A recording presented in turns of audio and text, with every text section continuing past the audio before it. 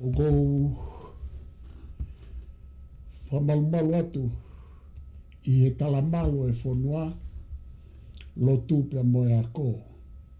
Pea kou whaapa ki he tae mahaku rea, mo tae hā mai, ano nau mo hono whaaofa i he taukakapa ange whau o e wawaloa.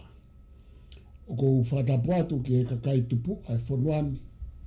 Te whito ki he matakari nana wala, ki Kenpelani, kou whaoha atu me mananga Kenpelata, te he ki he matakari talaku pe mei Senee, mananga Senee o kia ia whaafe ki he pongpongi ni Isileli tu i tawoki, pe ki loa ko Puleiku. Pea o kou whaapa heni ki he tahine prinsesi, ko lātou fupeka tuku aho, o kune ne ai Kenpelani ko talawhika ulahi o tonga ki Australia, mono kā i ngā pia ki ngā hi haa kotoa pe. Ai kauta ki lotu, pe matonga kotoa pe mo mamata mo mea mani he ngā hi turiki ke he kolo pe talitali rei mo tolu he mbesiklo au, ke nau Polokalama koe ni o kui loa koe to'o naa ki Falevavanga koe Kaha'u o PTOA. Pea koe ma hoko atu pe ni e ku talanoa, pea mo Puleiku, whikau aki mo ne ngāhi whakaukau, mo ne whakamāpopo, whakahistoria, mo whakauhinga ono, whakauhinga i mai, ai tuku au mai a PTOA, pea mo hono tataki e Samuela Crispo hiwa. Pea kutui, i kai te utoi whaloloa, te oanka Puleiku ke ne hoko atu, pea ma toki popo tā anoa atu ai pe mo ma whanonga atu, e ku kaweinga mahu inga ni ke tuunga whapolitikare atonga pea moe tua ono pōni. Kai kei Puleiku, MALO tau mau ki he pongpongini, kai o atu ke hoko atu.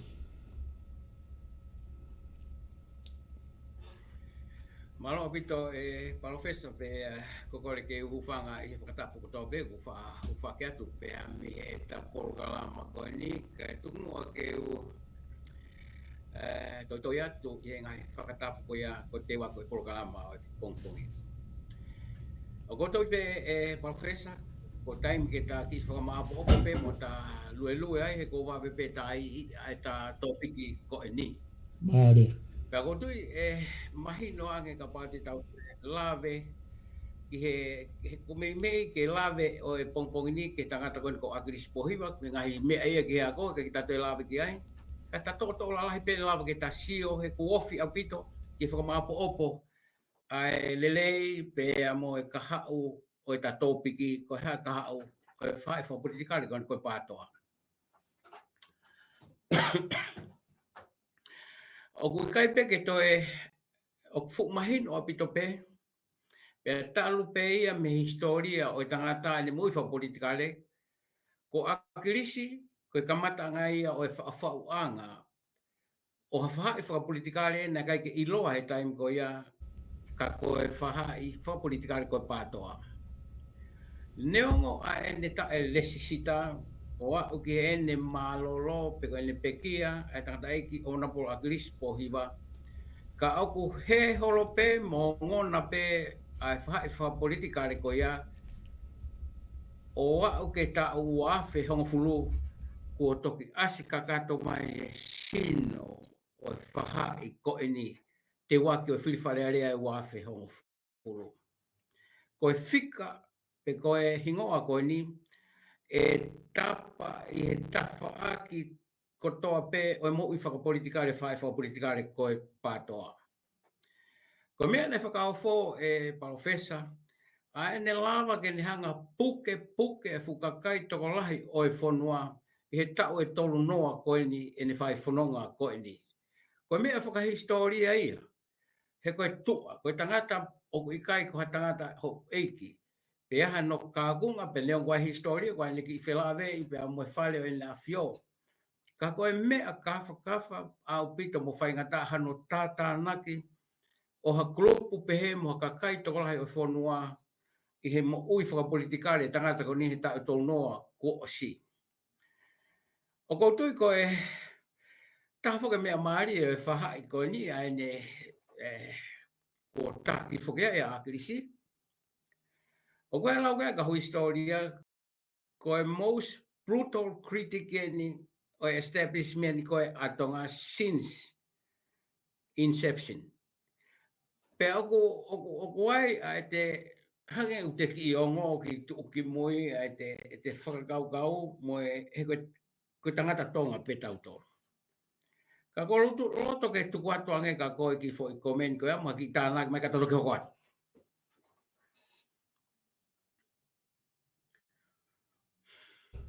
Alo Puleiku, hange pe ko ho whamatala, ko e tau whai whananga tu eni ki he katati kau ki whahui. Ko tau whai whananga tu eni e ta Polokalama ki he ofi atu ki he whaosi, pe a mono whamaapopo a e hulu ko eni ko ke te mai mo ta tātālanga mai ai. Pe a ko e kupu se tesi kona na ke toki hanga Hoko mai, ke ta tala noa ai ko e kupu i se tesi mo oni au PTOA e. Pa koutu ko ngai poini mahu inga na ke hanga o mai ai, whikau aki mo kupu i se tesi ko ia ko e fuafua whetaulake ne whonua mo tangata whakaanga whewheka tae unua viritaki hoko ki he whaunga e whonua i he ne tuu whakapolitikare. Pea koe fo i se tesi aku mo oni tatau pe ku tau tui ki ai, pe ku tau pou, pe ku kai ke tau tui ki ai, ka koe mea kehe foki pe ku tau tui pe tae tui ki ai mo oni pe ai fo i se tesi ia te ia i e umea na e hoko. Na e ai pe kau tangata i e tau historiana na u lea whewheka ki e whonua hange ko Profesa Futahelo, ko Profesa e peri hau ofa. Kana nau ko e taki ko pātere si o whinau. Kana nau lea pe i ngāhi taimi o whakatatau ki anga e nau sio ke ngāhi mata a mamala lahi o e whonua. Pakoutui ko ke lahia mo tangata ko ni hange ko se tesi ku ke o mai, ko fuafua whetaulakia ai whonua mo tangata whakahanga whewheka, iai ne ngai whakahanga na mo oni, iai ne ngai whakahanga na ikaike mo oni, ka ko ne hanga koe o lulu i koe ai fo i whaunga whakatu i koe whonua i he tala noa uhinga. Pakoutui ko mea maho inga o PTOA, ku ke hanga tuku mai ke ta sio ki ai pe aku mo oni au PTOA ko mea taha na ke hanga o mai ko fie lave ki ai ka whakafoki atu. Ko ho tala noa ki he ko toi whakahistoria he ko tangata me he kakai pe ko e kāinga ko tangata me he ho eiki pe me re volo o e whare o tui neongo ku ai pe ne konga ki ai ka ko e anga ko e ne nofo i society ko tangata me he kāinga o e tui mo o eiki pe tau iloa ko kakai pe tau iloa ko kakai tua i ono ngā hai whakarea keke pe ko hope heka ane nai ko hange ha mana ke ia e iwi he tangata pe he ke ne hanga puke ai loto mo pou e kakai i ngā hai taula. He kono mooni ko agrisi, pe koe hae tau whakauhinga kai a honi ka koe tangata nane a mo e na i tui ki ai e kakai. Nane mao e loto kakai i uhinga lo loto au pito. Pena e hoko ai ngā hinea koe nane whai mono kau pou ke ne ue i kātoa ai whonua.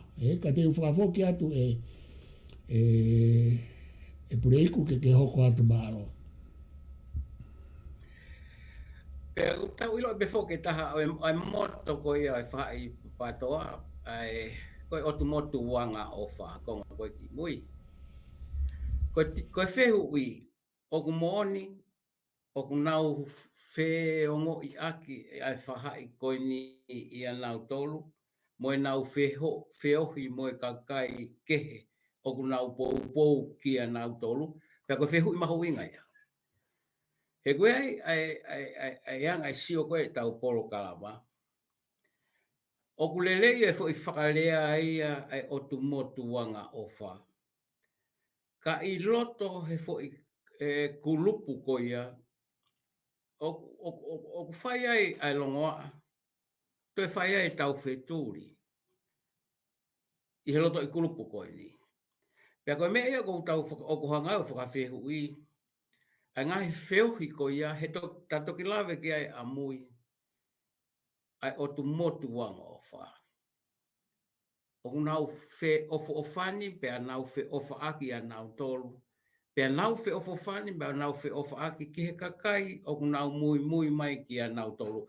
Pea koutui koe fo I whakakau ia koutoi tuku atu kate koe palofesa.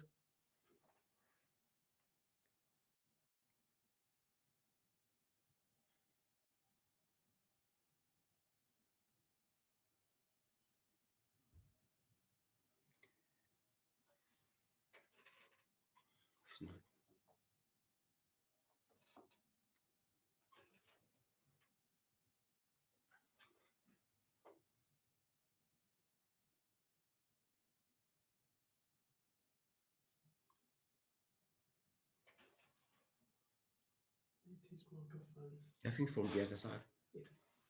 Pe koe tahaina kataki pe Puleiku. Koe poini mahu inga ena na ke hanga o mai.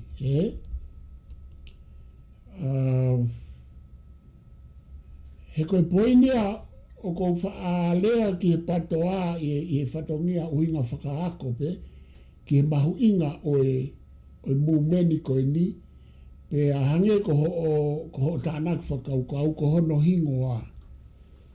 Koe pāti te mokalati ai o tumotuanga o wha.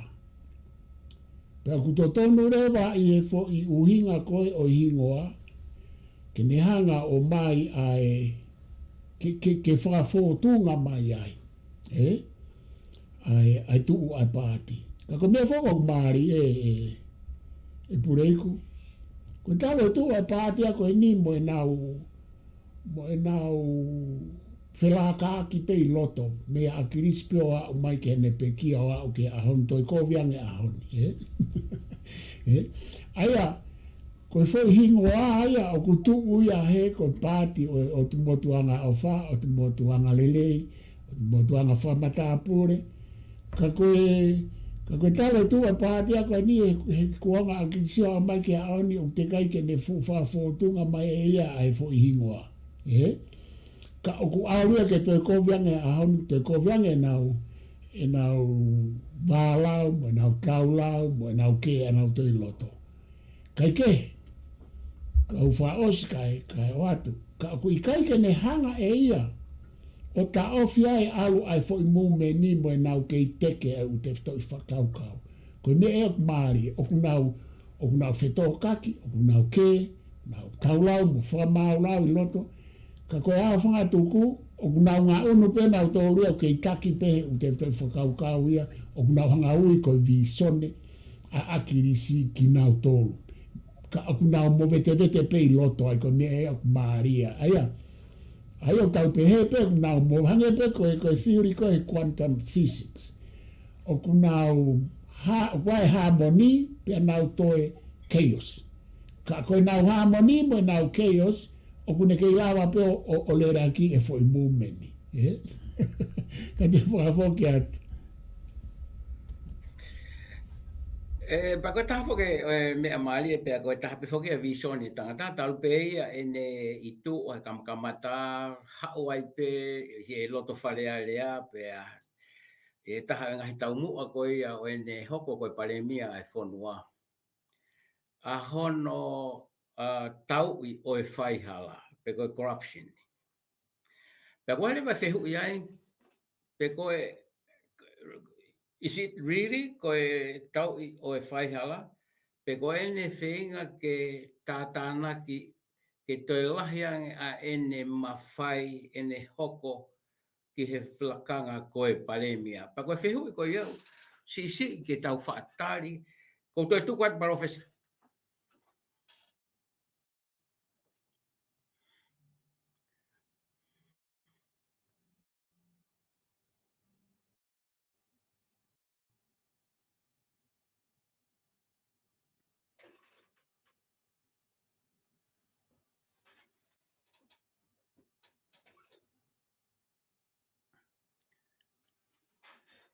Just from forget sa.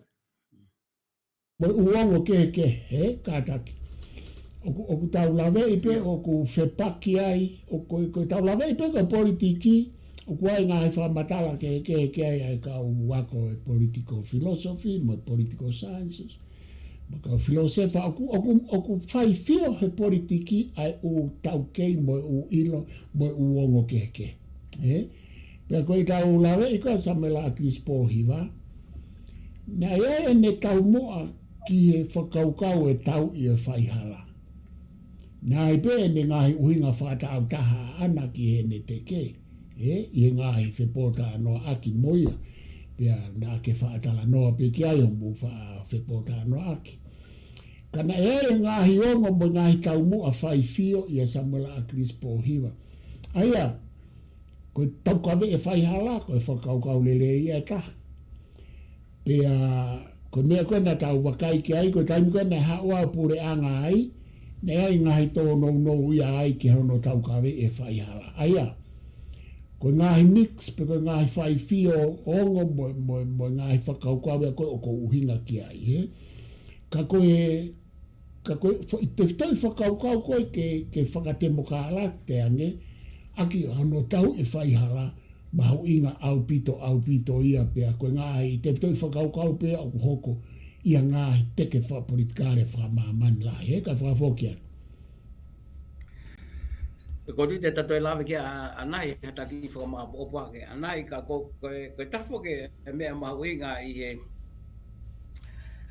he pāti ko e ni loto ngatake ai whoke tangata iki ona polo aglisi po hiva.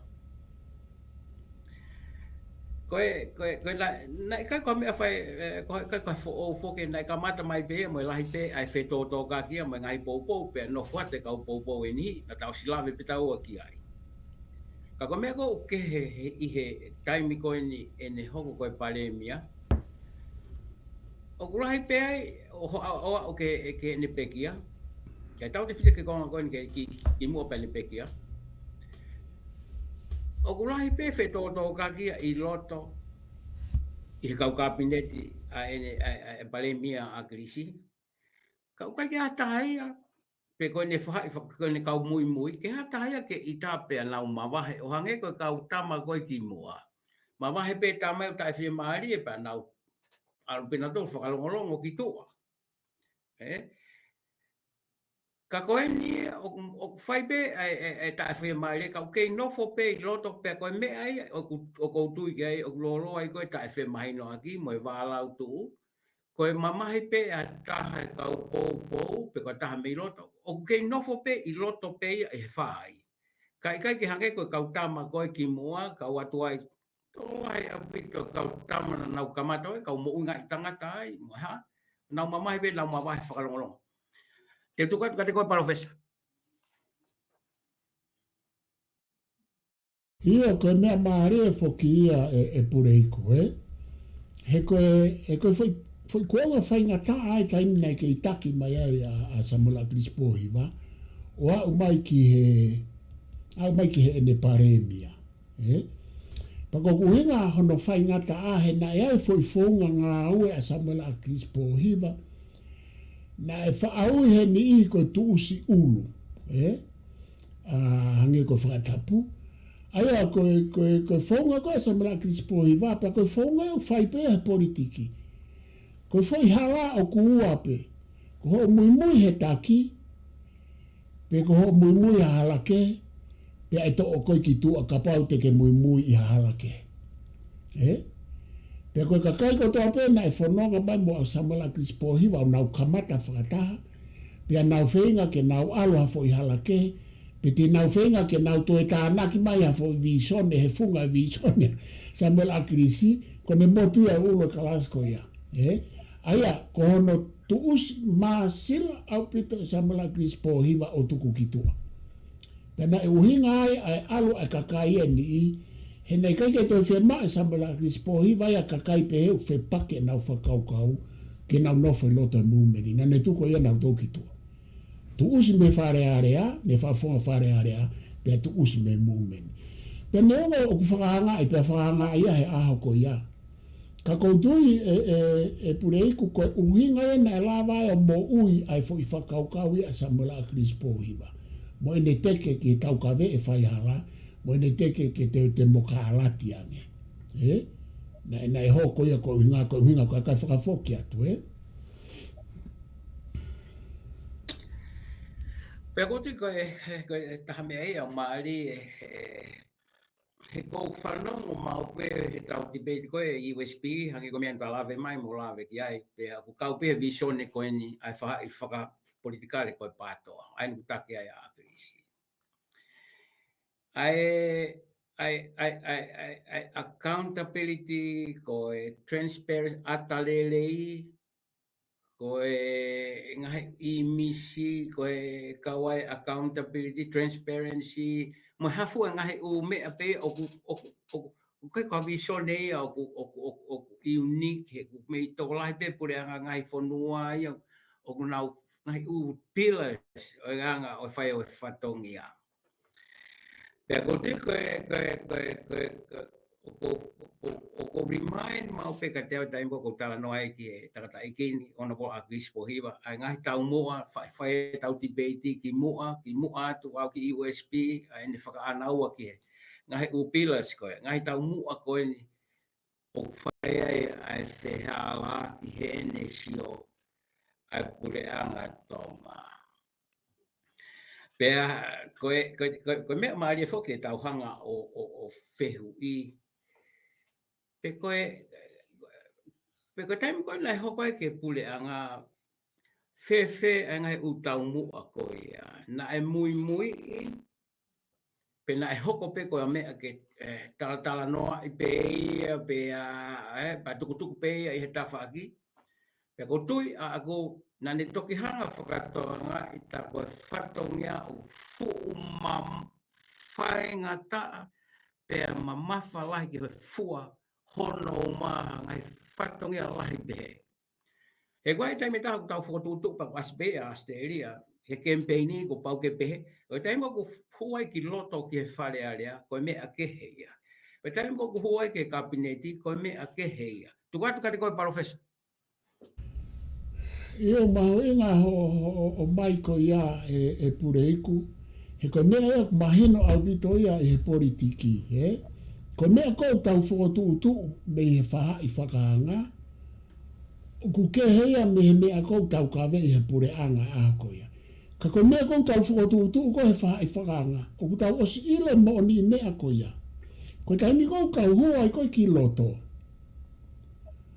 O ki kai ki tau whaafai e tau tōru e mea koe na tau whakahanga I.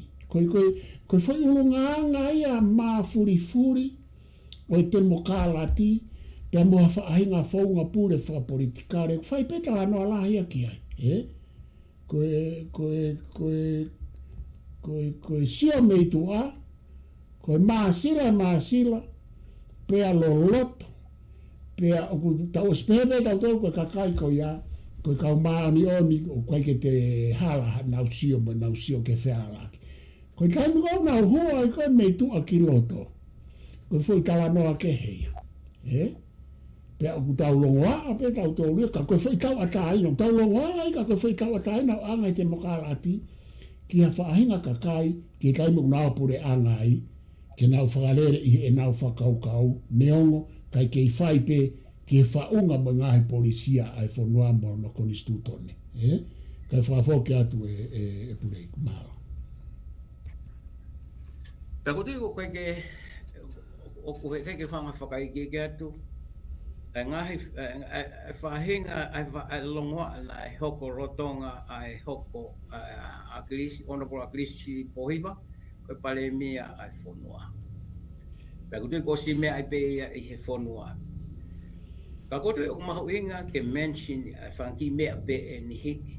Ko hinga ko tau debate ko ni mo ta fotu whakau ki halanga whanonga pe ko hea Kaha'u ai wha politikare ko ni ko pātua.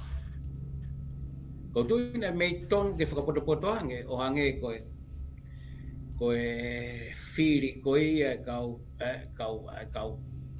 ai poate ai pureanga pe hange kono kau nima I he lakanga ko advisor mo ha ko ngai lakanga oku mai kina he ku whewhi pe a moe kakai pe aku wawe au pito ai humai ai whakanga he koe lakanga oku ne service ai kakai o e whanua moe whanau ai whanua pe ako tui o tau potu I olungai ai kei nofa ai kakai I he whakaanau a koe ana e tautou tala ki mua I ngai campaigni ai tangata eki koe ni honorable Agris Pohiwa e pehe mo pe wange ko ke lawe ki ai. Koe taimu ko hoko ai ke pureanga ko ngai uho ko ia o ngai malanga nai whai nai tuku ki tawhaki ka e ata mai ai me ake. Pena I totonu ke whakapoto o hange ko topi ku uraki ai recruit mene kau advisor mo kau take ni ngai poate mo ha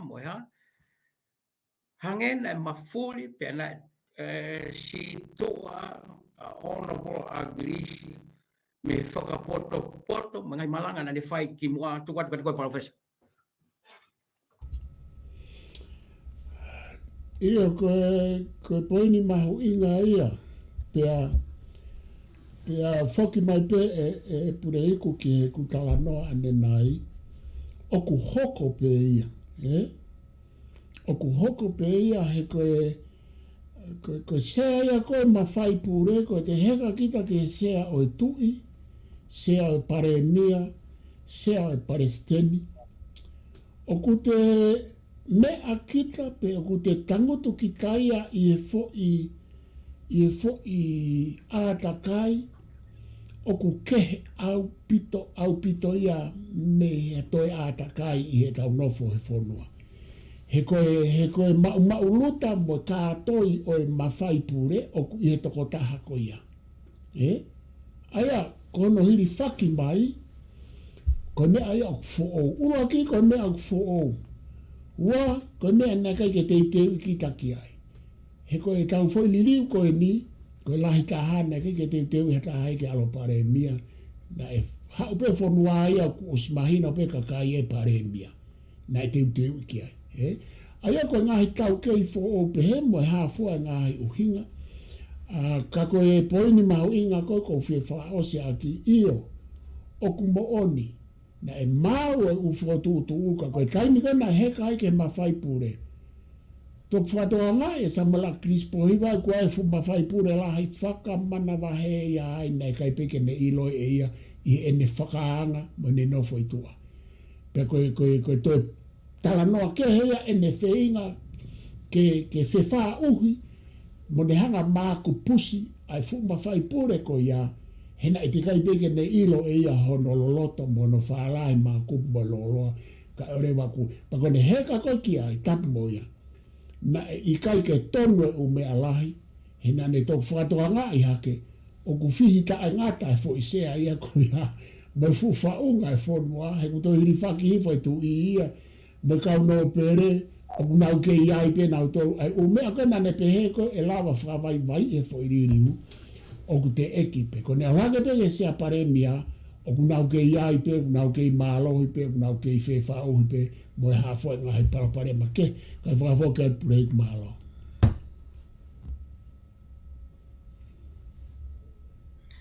Ko tui professor ko nai tok whakatawanga e tangatai ki pare mea ai ka whakafa o e whatongia e ne hoko ko e pare mea. Pea ne tok whakatawanga e ia tako e whatongia ia oku nā ne sio ko e meitu a ki loto. Nā ne pēia o ngari e whai ngofua ke ngai u whakakaukau nā ne whai o ne toke whakatoanga e tako e koe pare mea e koe lakangai e koe ia fu mafatuki apito hono ngahi fatongia. Pea mo ngahi mafai o ne ngawe aki I he fatongia koia. Pea ko tui ko ngahi umea koe na kai ke teu he agrisi pohiwa ia I he fatongia ko ni. He na elahi pe hange ko mea na tala elahi pe ai sio me he outside pe I olunga I fukahi tahi pe. Ta koe ko krisi tahi o nofo ai ngahi u mea ke tau poto e whainga ta ke o e whatongia. Pea ko te kai ke te roko lava ke ngahi tō no ia ngai sio e Polokalama ko ni o smea e peia he kainga o e whonua. Ka ko whito e whainga maari e ko ni ke ulawe ke mea peta.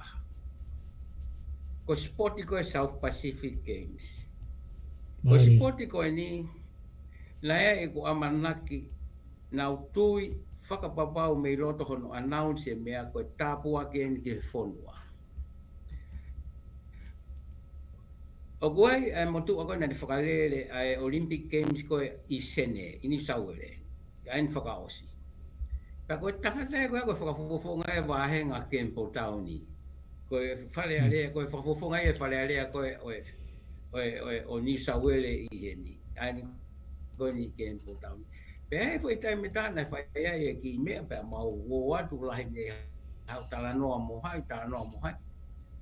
Ka ko mana tu I mau pe a ene talanoa. Ai whakanga I lahi ko whai ki hono whakalele e New South Wales ai Olympic Games ko hiko silini. Ko inga kafa pa kai ke lava feia ngai whatongia ki he ha moe ha kane tutuipe. Kane tutuipe. Pea ko mea koe ne talamai eni. Ko ne fiti lahi whaame kau teksi ai koni Senee mo New South Wales.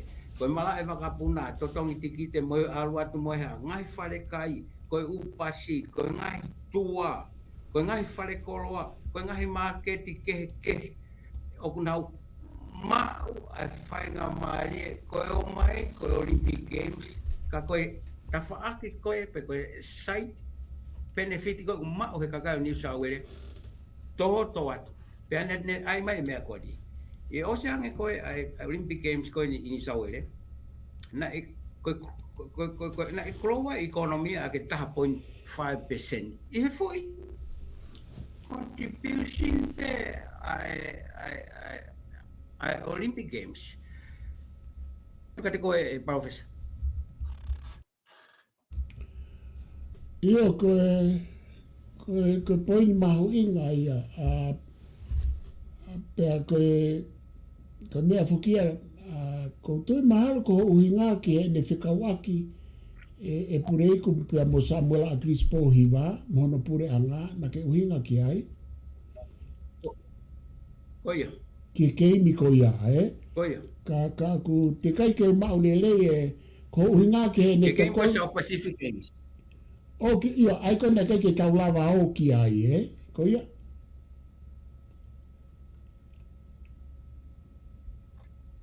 Ko ia. Io, ka koe... Ai ko hinga ia, ko hinga... Koe whakatātai, Io, hoko atu koe e Puleiku ka take, te kai ke fumahi no le lei e fwoi tānoa.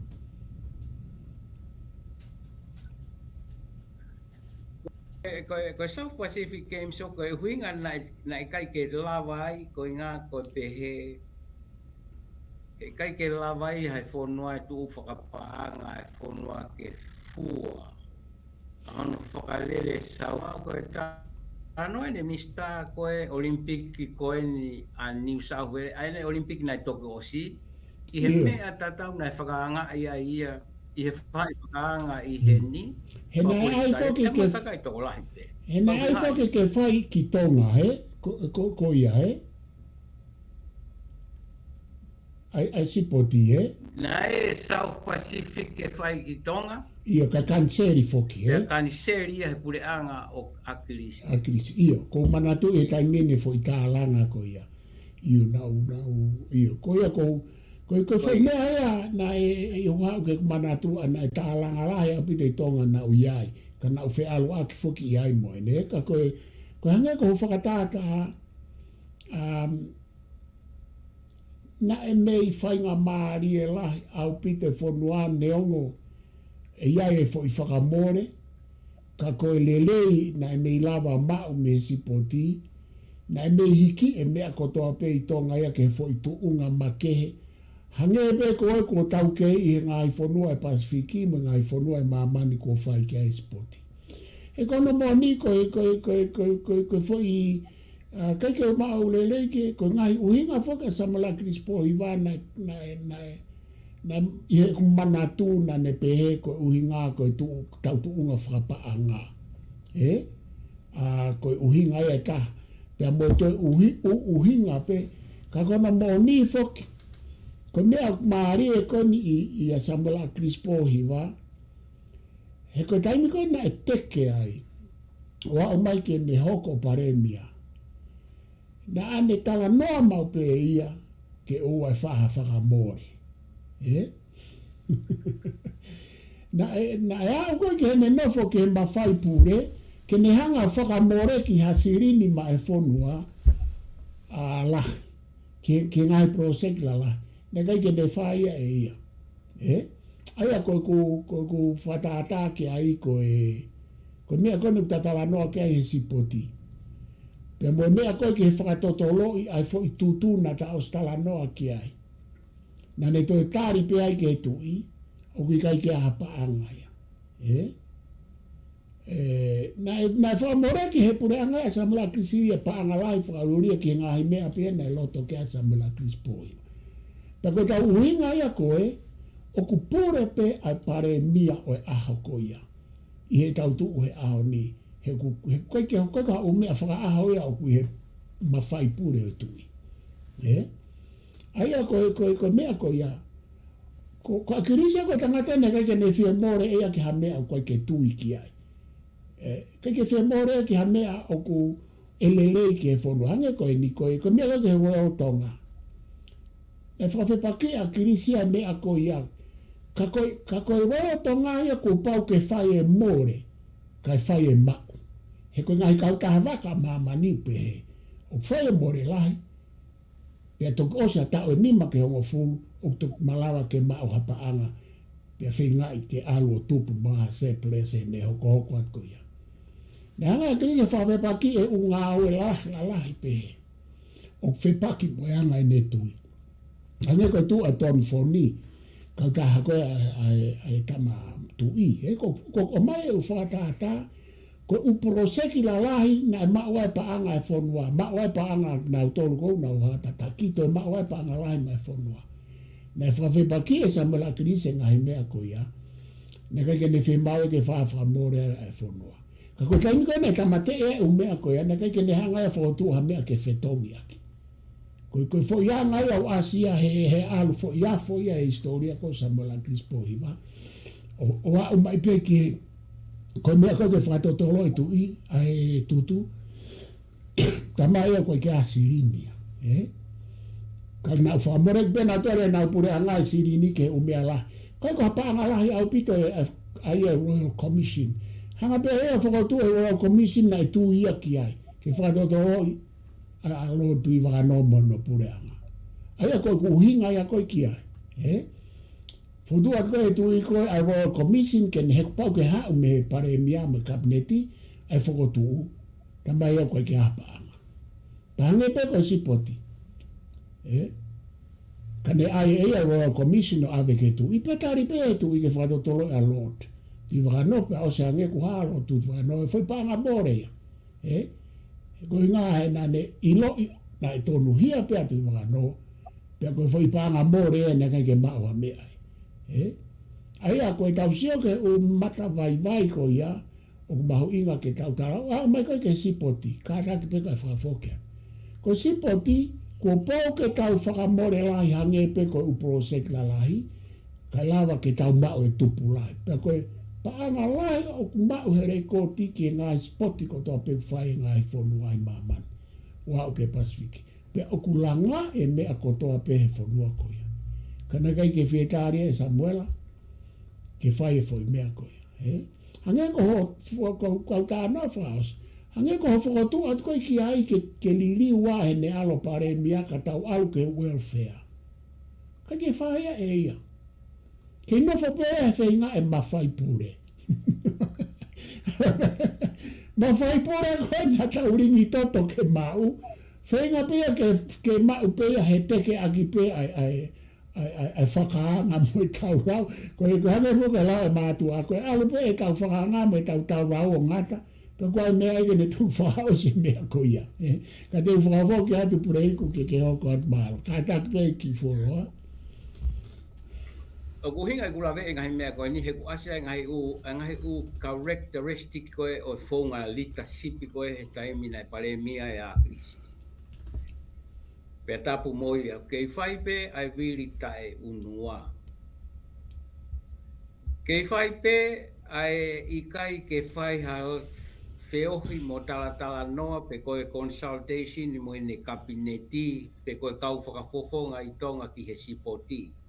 He koe tūtoo ni koe kaniseri, koe kumau ki ai koe fo i whakakau pe a akirisi. Pe ana e whai pe ta e whetala noa aki pe consult mai komiti koe South Pacific Game Ifisi. Toki o wale pe ki nau tolu ko whakapātu koe e kaniseri a South Pacific Game i tonga. Pe koe ua ki ai. E tene hanga lewa ata mai. Ai hanga o va ona polo agrisi mai kautaki ke he. Hange koe va o mo feret severe.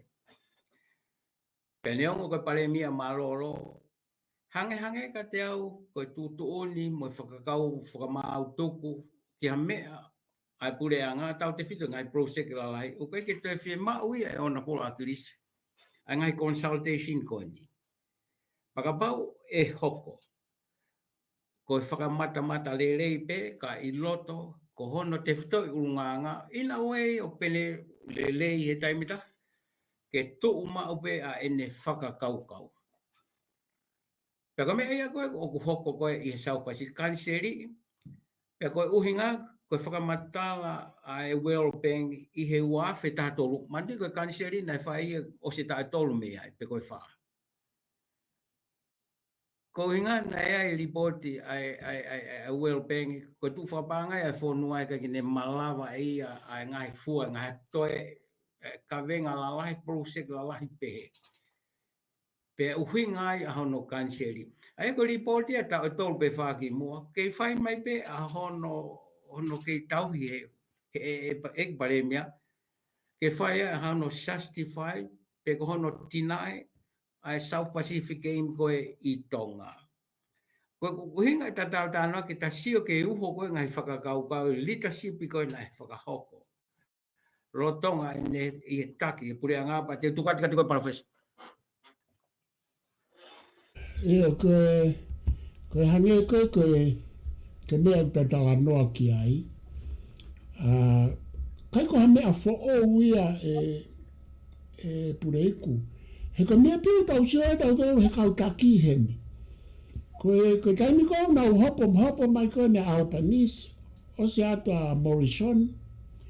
Morrison ia na hu mai a whae u mea pia na whela waki ai pāti ko iana kei ke ilo hata ai ne u mea na e whae.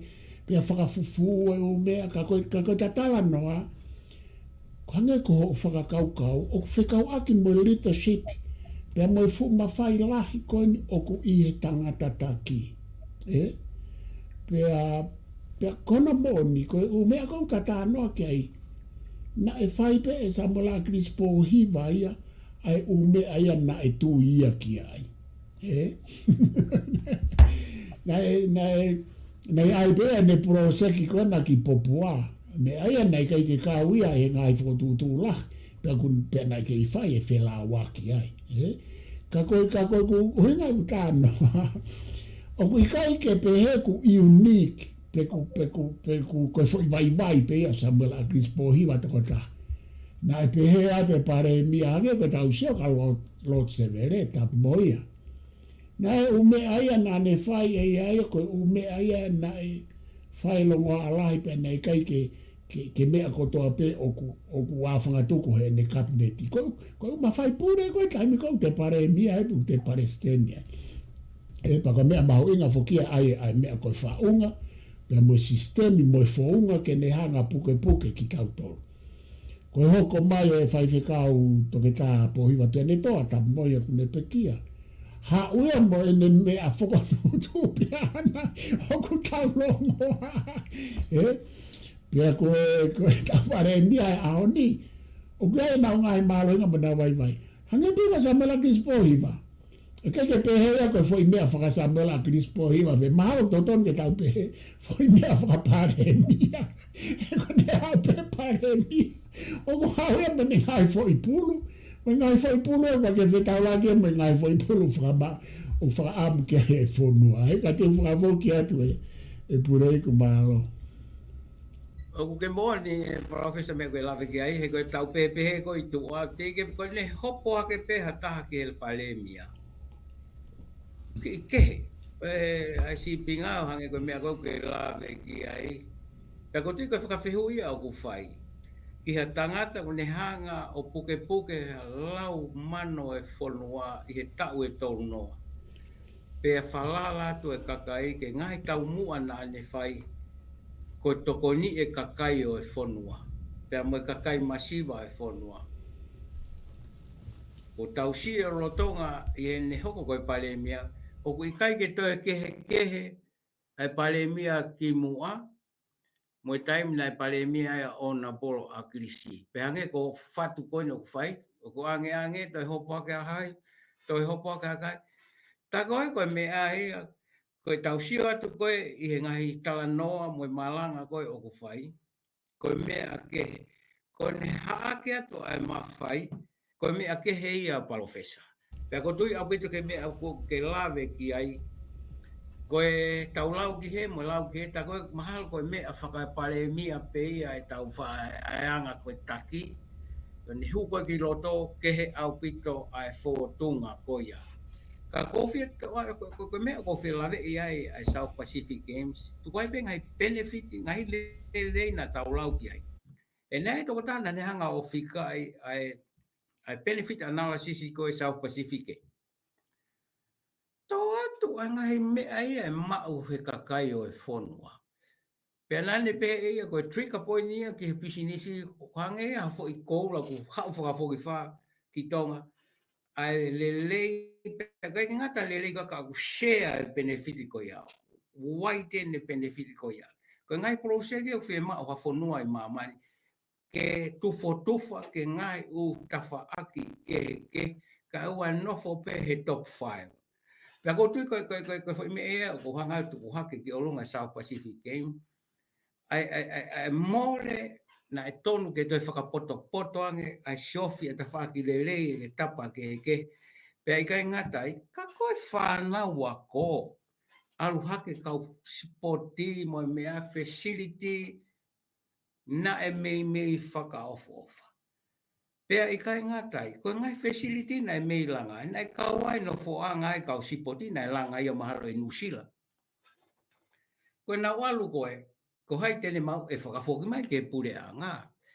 Pea neongo wai nai whuke whakaanga pe he ko no maintenance e ngai u South Pacific Facility e whukura mamafa ki he pure anga. Ko kona na o se ai pe ki lau toluia. Ai to e ki tuku hau he tau whai fo lau miliona ia ko ia mo hea. Anyway, kako isi a hono siofi ai le lei whakaluku fua e whonua ki mua pe whai a hono kalmiseri o South Pacific Games. O atu katikoe Professor? Io koe hange ko wha matara e Puleiku, Ku whamoni whamaman lahi ai whakamore lahi, mo i tupu lahi, mo i lelei lahi, ko mau e ngai. Ko mea kou whe au hea e u whanua ia. Nau kāta ki pe, nau masiwa, ko ngai whanua e ne ni i nau mei bankrupt, o nau whenga pe ke whai e sipoti. He koe hiki he sipoti ia mea kotoa pe, i e whanua, na mei hiki tau tore ke whai tuunga, o tau hau ai ke au pito he ko mena e hoko o kai ko tau tolu pe te tau langa ai teu ke sipoti ka oku malawa he ngahi whanua ke nau tokoni mai. Ka koe umea koe mea mei whoko tuu ko ia, koe foi hela ko hela lahi whaka uria. Ka koe mea nai mei mau ke ai pea loa, yono whaka au ngā e he whanua. Hange koe mea na ke tā noa kai ke maintenance, lava pe, te tau lava pe, e lava pe ngahi tokoni, e lava me ngahi uhinga ke. He ku tau osisio tonu tau tōrea ke whakamore noa ia he mea ia, ka pau nai whakamore ke langa i sipoti, tolonga mai ngahi mea ko ia, o ngāwe aki he tau whanau. He koe ni kulanga senta spoti a pare miai mo tonga hai. Ka ikai peke a tau senta spoti a tau tolu ai whonua. Ai koe nai mei lava ai ki he teu sipoti. Ai a koe mea rewa hoko e alu rewa ai mea kotoa pe ia maui e tonga hai. Ai teu koe ni ke ha whaahinga spoti he koe fu senta ala hie nai langa ia manau tolu kai ke ihala pe whonua ai. Kai whakavoke atu Puleiku, Mahala koe ta taimi o ku toi ta minite hengo fulu, whakavoke atu saipe. Tako tui koe o ke hanga pe he South Pacific, ko ki nofu ai, ko ngai u me ai te talawa sio ke hanga a degree of leadership ko ni Honorable Aglisi. Koe wā koe Honorable Aglisi pe a mo e former Palemia mo Honorable Falevavanga. Hange kau na me lava pe au vete aki I he anga fe, anga na experience koe lita, pe kai ngā taimi mo e siofi, ai me ai lelei whakaluku fua ki he whonua. Ka au e siofi pe, ai tawhaki koe o kui kai ke sai, ke tupunga ai ha whahinga whakakau ke taha uhinga ke kaniseri ai, I support South Pacific e. Pero hange pe ko kai ko me for a relationship pe ko ni ko time pe ko fai tu ni e ona por agresi o kai pe ke toi o kai pe ke te fan de to kanga no ke ngai relationship ko ia ko ha pe me tu ki ai pe fai ki na o telefone tu me heni ki he tonga te ko ni I'm going to fight ko ni ta fa mai ko ni pa ko le tu ke lava ke ne me mai o whai halea o e aho koia. Tonga te whaalfu kata hape mo e aho koe ni o e tau ataina a tonga. Kai mi teim tatau. Pea whakahoko e lopeti ki ai, pe to e ko lopeti senturi na et vasa. Ha pea tama e lopeti, koe ke fumau fuoloa. Tala mai kapau e mea mai pa mauhanga o totongi ke wholau mai mei tonga ki heni mo alu. Koe hau pa koe fui whakau ka mau tolu. Koe malolo tonga e mau whenga i ke totong e we niu o ku mamawha. Ka kuhua e ka kai tonga, kai totongi. Pea e niet, koe take e whonua ke hao mea ki hono kakai. Koe ngā koe aho whakawhiewhia e whonua. Tala mai ke mau totongi. Kani seri ai pe mau tongi e whakawhe koe. Oata koe parofesa. Koe mea mahu inga ia, koe mea koe ko uhinga ki ai. Ngahi mea mahu inga ia ke totongi mai he pure a ngā ki mea mai pare mi ai, ko tau tau, o ku tau hanga o whakapaa ngā te whonua, pa koe tau whakawhea, to hane ko tā noa. E totongi u whakamore ke mo e hotere mawafa, mo e veniu. Ka koe uhinga whoki koe mea pe koe na e fie mau ia e akirisi koe mea pe ia koe tene tāri. Pea koe mea tāna o maari e ia ai. Te kai kia pare mia ia e hau o toi whakatotolo I kau pare mia ki mua mo e nau whakalere pure anga. Ko sa mola agris po hiwa pe. Nai hau ia, o kai ke tokanga ia, ke tokanga I hono pure anga ke whakalere. Kai hau ia, o lere ai e ulere ka e mau ia hono pure anga, kai no fuia ke whakailo o pure anga koe ki mua mo whakamau e o pure anga ki mua. Pa koe o mea ia e Puleiku ko uhinga ki ai. Koe o mea na e asi mai e kai ke anga sa mola Crispo hiwa ia ki e whakalere o e whonua mo e sea o e pare mia. Koe sea o e pare mia mo hono mawhai pure o kui kai ko hano whatongia ia ona ke ne hau o whakatotolo e upure anga i mua kai tuku a hono pure anga. Kai awalo hono pure anga ana. E koe fo hivi mo paanga na e more ki hono ai o pure anga ki muaka na e whai ki hono pure anga e toi lele iange. Pa koe fo i palapare mai taha na usio koe palapare mai taha. Koe lahe upalo mes fok na ne oange kakai koe hua kau mo e hone. Koe whonua, koe tala o wha, koe whonua, koe hua kau mo e hone te tau wa o ki ai. Pa koe mea na maari e fok e mauitonga. Ala koe a kris koe o pare mia. Pe hangare a kiriso tala mai e mea koe ni tau rea ake he whonua. Mau whanongo atu pe whok mo sio atu. Ta mai sa mo la kirisi. Koe kakawa o ku mao he maa. Pea mo ngau e lai whakauri. Whakao ngā te kakai. Koe mea na mau whātano a kata he lo au. Whakangā te kakai te taua o ki e ni kua hu a kau mo e hone. Ta mai a kirisia. O na mo whakaukau te mo mao hu a kau mo e hone. Ta e mao i e kakawa. Whamatala i rewa fui tānoa koe. E mao e kakawa i he ngoe i te ni. Pa koe fo hingoa ko ia. Mo o ia he patoa mao. Mao e maa e kakawa. Ka koe fo hingoa fo kia nai. Tari ia ke Samuela e tau wau mai koe ke pehe kakai o ia ue ko tau whakatemo kālati ang mani. Hanga he mono ia te tau mao. O koe ke te hanga he mono ia fōu. Koe ngai mono ia tatau.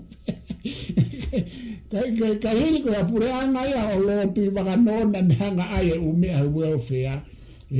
Te kai ke whae e pure anga Samuela Bispo i waa mea ke welfare e whonua. Kai ngā te whakawoki atu alo. Fefe tataimi professor. Kai ni toi ta mini te wha sai mahau ke tānak mo ke wha maa po opo mai ai pepa ta whiunga malo. Ko tui e professor whamalo de malo e taimi ke ta Polokalama koni pa ko tui ke toi pe ke tari e ta whehui koe ni ko Kaha'u e patoa. Pea ko tui kuta tata mai e ni ke ngai unganga moea ngai whakalele whakapureanga ai tata iki ono polo akilis pohiwa. Pea o kai ko mea fo ko Kaha'u e palemia hange ko mea na ke lawe ke ai Ha'u e ai ne foi aria Ha'u e ai foi aria kai ku pe ko mea tatau ai pe. Tala mea ke, taimba ko nofo he sea, whai e mea ke. Pea koutu koe mea mahuinga ia, e anga e pōpō tānoa, e whewh koe ni.